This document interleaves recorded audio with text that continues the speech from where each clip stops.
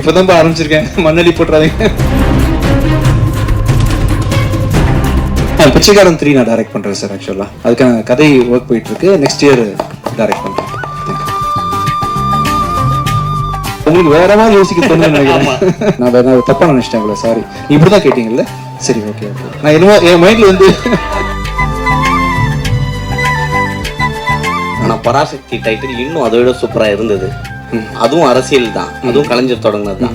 இப்போ உங்க பேர்லயே அரசியல் இறங்கி இருக்காரு. சோ அதுல வந்து டைரக்டர் வந்து உங்ககிட்ட சொல்லும் போது கதாநாயகத்துக்கு முக்கியத்துவம் இருக்குன்னு சொன்னாரா, இல்ல உங்களுக்கு தான் சார் மெயினான கேரக்டர் சொன்னாங்களா? இல்ல இருக்கு, ரொமான்ஸ் எல்லாம் பண்றேன். ரொமான்ஸ் இல்ல சார், நீங்க எல்லா பக்கம் ரொமான்ஸ் தான் சார் போட்டுறீங்க. ஏங்க இப்பதான் ஆரம்பிச்சிருக்கேன், மண்ணடி போட்டுறாதீங்க. ஆரம்பத்துல எனக்கு யாரும் சான்ஸ் கொடுக்கலப்பா. என்னை பார்த்தா ஏதோ தெரிஞ்சிருக்கேன் உங்களுக்கு. இப்பதான் ஸ்லோவா டைரக்ட் லவ் பண்ண வராங்க. இப்போ உங்க பேர்லயே அரசியல் இறங்கி இருக்காரு. யாரு? விஜய். ஓகே. சோ சக்தி திருமகன் விஜய் தொடங்குற மாதிரி அந்த அரசியல் வருமா? இன்னொரு தெளிவா கேளுங்க, ஃப்ரண்ட்ல வா. எனக்கு புரியல, நீங்க எங்க பொறுமையா கேட்டா எனக்கு புரியும். விஜய் அவர்கள் இதே மாதிரியான அரசியல் தான் தொடங்கி இருக்காரு. ஆமா. சோ நீங்க வர பாணியில் தான் விஜயும் மேடைக்கு வராரு. நான் பண்ணியா? ஆமா, ஒயிட் ஷர்ட் போட்டது அதே மாடல்ல தான் இருக்கு. கருப்புப்பா. சோ உங்களை ஆளாக்க முதல் தொடங்கின எஸ்ஏசி தான். ஆமா. சோ அவருக்கு இந்த அரசியல் அதே மாதிரியான கதைகளா இருக்குமா? தம்பி எனக்கு இன்னும் புரியல.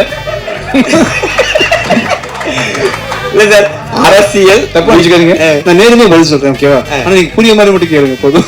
இல்ல, விஜய் அரசியல் மாதிரி இருக்குமா வருங்காலத்தில்? இந்த படத்துல இருக்க விஜய் அரசியல் இது வந்து நான் அரசியல்வாதி இல்லப்பா, நான் புரோக்கர். ஆக்சுவலா எப்ப செருப்பு போடுவீங்க?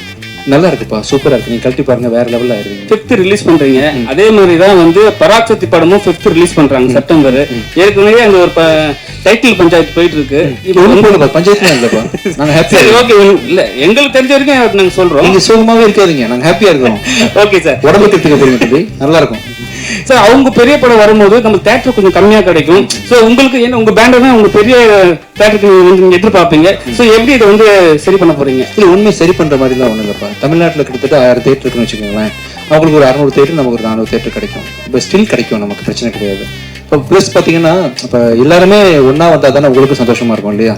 தனியா ஒரு படம் வந்தா நீங்க எப்படி உங்க பசிக்கு வந்து தீனி போடணும் இல்லையா? அதனால என் படமும் வந்து இருக்கும், அவங்க படமும் வரும். ஒருத்தர் மாத்தி மாத்தி வெல்கம் பண்ணிட்டு தான் வரும்.